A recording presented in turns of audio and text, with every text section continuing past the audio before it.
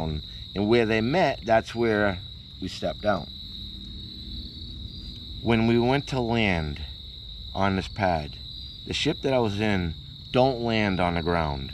It's like if you got a magnet over a magnet and it will not connect. It was just like that. The ship even wiggled a little bit. Then a staircase appeared out of the center of the ship, and it was only a little hole in the floor, just barely enough for us to get through. And the steps, they were like the ship, a magnet over a magnet, but you couldn't touch. And each individual step had its own little telescopic rail that came up with a little handle, so it kind of overlapped the next one, but they all didn't touch.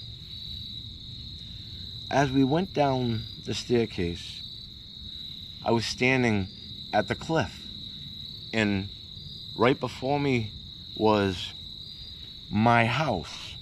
In my house, it was all white, like cubicle material, and it was built under the cliff, so if you look down, you could not see it. And that house was built on platforms. They were 12 feet by 20 feet, then a step down, 12 feet by 20 feet, then I don't know if it went further or if there was another step down, because there was rooms I didn't go into. As we walked toward the building, I could see the doorway, and it was like you took a piece of chalk and you just made a white line, and that was it. And as we were walking, the guy that was flying the craft, he just walked right in, the door opened, and it closed between us. And I took 2 steps and it went right between us. And also I noticed I was on Mars with no helmet. I had no spacesuit on. It was just like being at 12,000 feet. I have property in Colorado, and I compared it. It was about 12,000 feet altitude, and it literally smelled like wet clay. As we went in the house, I stood only on the top platform, but I was observing the house. Before I go any further, I want to say this about what it's like to witness past lives exactly like this. When you go through past lives, you see that white flash and it brings you into it. Now, when you're the person that's witnessing this, say I went and killed myself and I got to see this, I was literally inside someone else that used to be me. Now, it's exactly like it is now for you in your life, how you can see, you can smell, you can taste. One thing I could not do was search his brain for thoughts.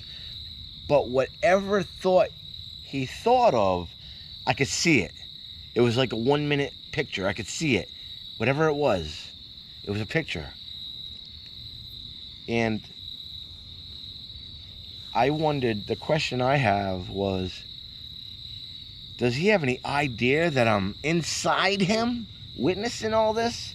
Everything he's saying, it's coming out of like it's my mouth, but it wasn't me. I was in someone, and I was just along for the ride. I was 15 years old when this happened. So, when we were out and before we walked in the building, I could feel the temperature, and I could smell the air. The temperature was about the same as it was where I killed myself, about 70 degrees. I didn't have no suit on, I had a shirt. And that was it. When I went inside, I could see the platform, and I could see another platform, and I could see the wall goes up about 15 feet, but the ceiling is about 25 feet. It's all the rock cliff as a ceiling, and like the top 10 feet of the wall is the rock cliff. As I'm standing there, I'm looking to the right, and I see a woman. I want to say she was my wife. And what she was doing, she was pacing back and forth, panicking. And what she was doing as she was panicking was she kept fixing a plant that we had on an end table, and that was the only piece of furniture in the room that you could see. It was a little table with a plant on it. All the cabinets were inset in the wall to the right. And to the left, I could see another doorway. And to the right of the doorway, up in the air,